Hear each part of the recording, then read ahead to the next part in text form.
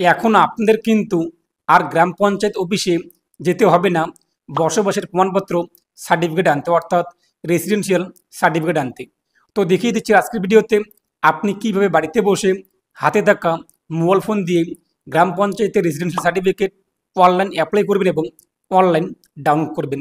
এবং আপনি যদি এখনও পর্যন্ত ভিডিওতে লাইক না করে থাকেন অবশ্যই লাইক করে দেবেন, পাশাপাশি চ্যানেলকে সাবস্ক্রাইব করে পাশের বেল আইকন ক্লিক করে নোটিফিকেশনকে অল করে রাখবেন, যাতে পরবর্তী ভিডিওর সবার আগে পেয়ে দেখেন। তো এখন আমরা সরাসরি মোবাইল ফোন কিংবা কম্পিউটার অথবা ল্যাপটপের স্ক্রিন চলে যাচ্ছে এবং দেখে নিচ্ছি কীভাবে আমরা বাড়িতে বসে গ্রাম পঞ্চায়েতের রেসিডেন্সিয়াল সার্টিফিকেট অ্যাপ্লাই করব। ভিডিও ডিসক্রিপশন বক্সে থাকা লিঙ্কে ক্লিক করতেই সরাসরি আপনারা কিন্তু গ্রাম পঞ্চায়েতের সার্টিফিকেট অ্যাপ্লাইয়ের পোর্টালে আসতে পারবেন। এরপর আমরা কী করব, যেহেতু আমরা বসবাসের প্রমাণপত্র রেসিডেন্সিয়াল সার্টিফিকেট অ্যাপ্লাই করব, তাই আমরা নিচে চলে আসবো। এখানে আপনি দেখতেই পাচ্ছেন দুটো ডকুমেন্টস আপনি আপলোড করতে হবে। এছাড়াও অ্যাপ্লাই করার সময় লিস্টে চলে আসবে, নিচে আপনি চলে আসবেন। এই যে বক্সটি দেখতেই পাচ্ছেন, বক্সে টিকমার্ক করবেন। তারপর রয়েছে প্রসেস, এই প্রসেসে আপনি ক্লিক করবেন। এখানে আপনি আপনার মোবাইল নাম্বার বসিয়ে দেবেন, এরপর জেনারেট ওটিপিতে ক্লিক করবেন।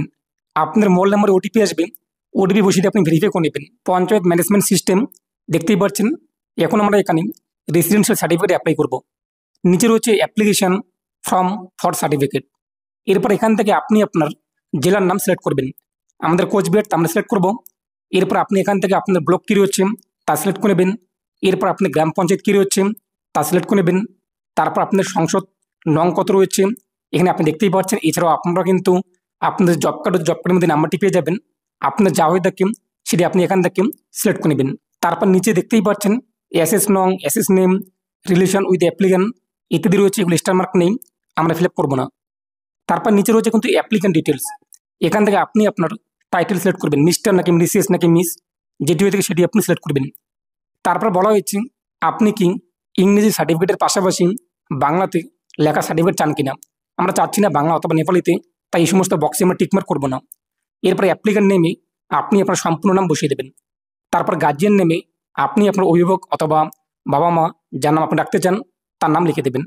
এরপর গার্জিয়ান নেমে আপনি যার নাম উল্লেখ করেছেন সেই ব্যক্তি আপনি কী হয়ে থাকেন, বাবা নাকি মা নাকি ছেলে নাকি মেয়ে নাকি হাজবেন্ড অর্থাৎ স্বামী বা স্পাউস, স্বামী স্ত্রী, যেটি হয়ে থাকে সেটি আপনি সিলেক্ট করবেন।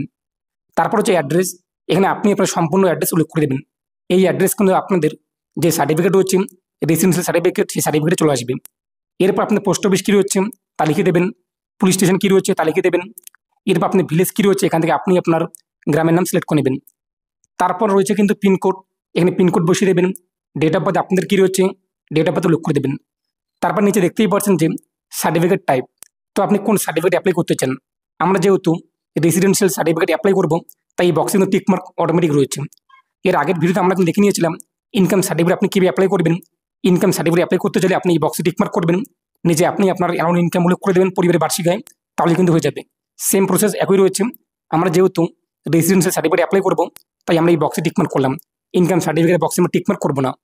তারপর নিচে আপনাদের মোবাইল নাম্বার সহ হবে, হোয়াটসঅ্যাপ নাম্বার চালিয়ে আপনি উল্লেখ করতে পারেন, নাহলে ফাঁকা রাখতে পারেন। এরপর দেখতেই পাচ্ছেন যে সিলেক্ট ডকুমেন্টস, এখানে আপনাদের এখন কিন্তু ডকুমেন্টস আপলোড করতে হবে। সিলেক্টে ক্লিক করতেই আপনাদের সামনে কিন্তু ডকুমেন্টস লিস্ট চলে আসবে। তো এখান থেকে আপনি যে ডকুমেন্টসটি আপলোড করতে চান সেটি সিলেক্ট করবেন। এরপর সেই ডকুমেন্টস নাম্বারটি বসিয়ে দেবেন।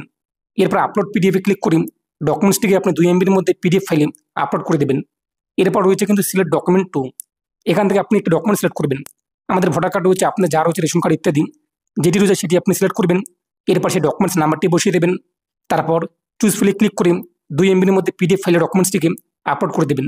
এরপর রয়েছে কিন্তু জিএস মেম্বার কার্ড অথবা আদার ডিওসি ডকুমেন্টস, আমাদের যেহেতু এই সমস্ত বিষয় নেই কিংবা দরকার নেই, তাই এটা আমরা ফাঁকা রাখলাম।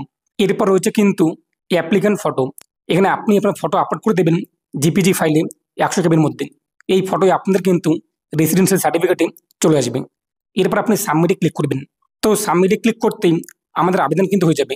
এছাড়াও আমাদের রেজিস্টার মোবাইল নাম্বারে SMS চলে আসবে এবং পরবর্তী পেজটি আমাদের সিমে চলে আসবে। পরবর্তী পেজে আপনি দেখতেই পাচ্ছেন আপনি কোন কোন সার্টিফিকেটগুলো অ্যাপ্লাই করেছেন এবং অ্যাপ্রুভ হয়েছে কিনা তা এখানে কিন্তু শো হবে। যদি আপনাদের রেডি টু ডাউনলোড চলে আসেন, তাহলে আপনি এখানে ইংলিশ দেখতেই পাচ্ছেন, এখানে ক্লিক করে ডাউনলোড করতে পারবেন। এছাড়াও আপনি আপনার স্ট্যাটাস চেক করতে পারবেন। তো এখানে আপনি প্রথমেই দেখতেই পাচ্ছেন application status and certificate download, এখানে ক্লিক করতেই পরবর্তী পেজটি চলে আসবে।